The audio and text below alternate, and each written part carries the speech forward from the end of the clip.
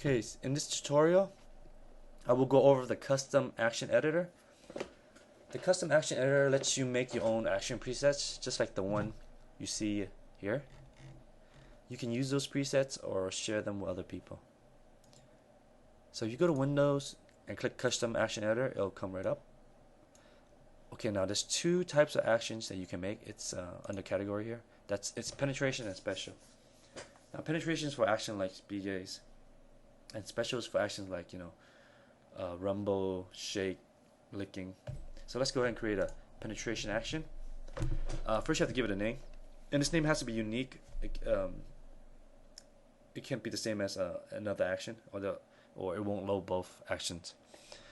So let's go ahead and give it a name. And you don't want to give it too of a common name, because let's say you share this action with someone else. If you give it a common name, there's a good chance it might be the same name as someone else's. So let's call this wild sex. And what I'd like to do is to make it more unique. I like to add my initial in there. Alright, so I'm gonna go ahead and explain the heat and orifice options. Now this option here will turn on the heat and disperse loop one time in the action if the action's over 5 seconds. Now you choose 0, it's going to turn off this feature here. But let's say you choose 10.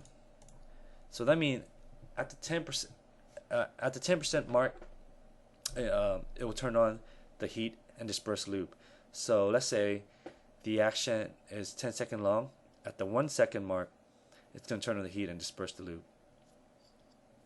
Okay, again, if you choose 0, you turn it off completely.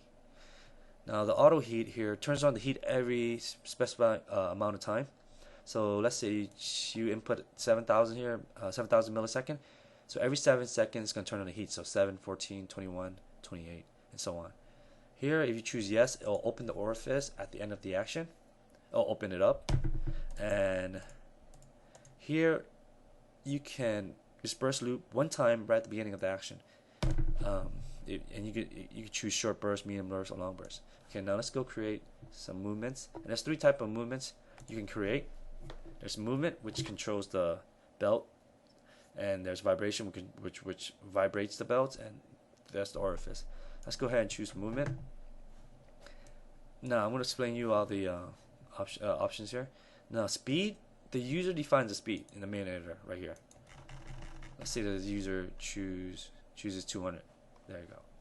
But you can actually increase and decrease the speed. So if you choose to increase it by 10%, then this movement is now 220 instead of 200. If you want it, you can also choose -10, and now the movement is is 180. Now the direction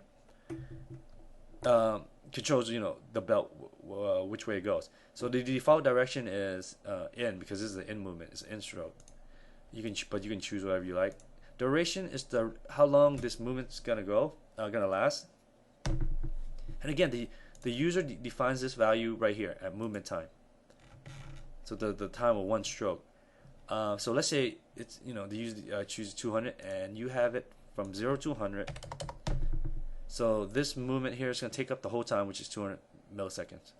But let's say you choose 50, then it's going to take up only half the time. It's going to start out right away because that's 0, and then it's going to end about halfway through, which is 100 milliseconds.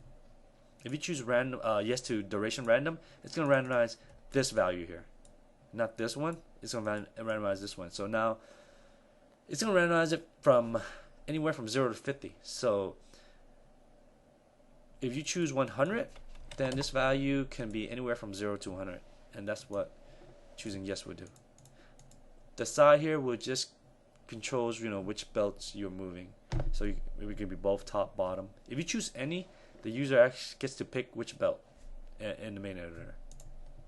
Okay, so that's the in movement. You have to do the same thing for out, but if the out movement is the same as the in movement, you can also do that and save you time. By choosing yes, it'll just be the same as this. Or you can choose no and make it different. Let's choose yes for now. Okay, let's go ahead and save this now. I'm going to show you how to do that. If you go to File and go Save Custom Action, click on it. Now, it's going to save it under the Actions folder. because that's where it needs to be. That's where OneTouch Scripter looks for it when it loads up, and if it sees it in the action folder, it'll put it into the main editor. So let's give this a name. Okay, I'm gonna save it. Now, after you save it, there's two ways to get it loaded to the main editor. You can either restart the program, or look in the actions folder, see it, and load it, or you can hit this button here, and it'll load into the program. This way, it's much easier if you're editing, making edits through your action. You don't have to restart your program, the program every time. So now you click on this, go back to main editor, and you should see it in your list. There you go. Let's select it, and now you can just use it. And this works with this is also compatible with schemes too, by the way. So, and there you go. You can just